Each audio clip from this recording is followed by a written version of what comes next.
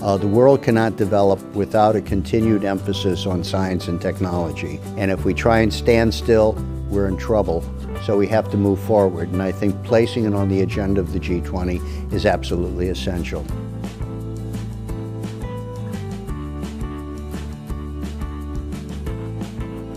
And I think China is correct to bring innovation as a discussion item into the G20.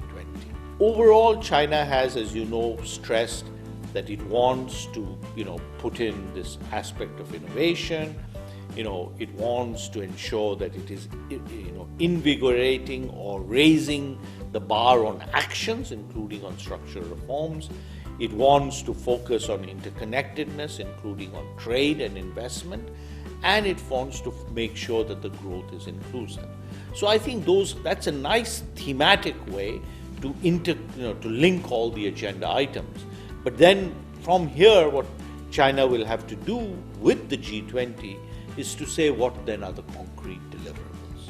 Unless you have social acceptance for the new path and environmental sustainability, we cannot possibly reach economic prosperity. China's role in focusing on policies that promote innovation as a driver for growth is very important, particularly if this innovation can be seen to be environmentally sustainable and socially acceptable.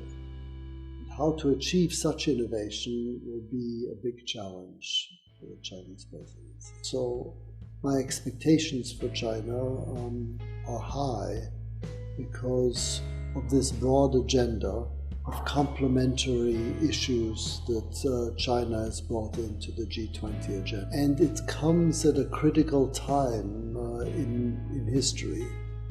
And therefore, I believe China is well placed to make a strong mark. Well, I think it's very important what China is doing, placing innovation at the center of the G20, because innovation is now placed at the center of the Chinese domestic policy. And now this has become an agenda for the world at the G20. This is extremely important. The problem is that we still have a major financial crisis and a lot of threats on the horizon that can destabilize that type of a development. But the directionality of where it's going is absolutely essential.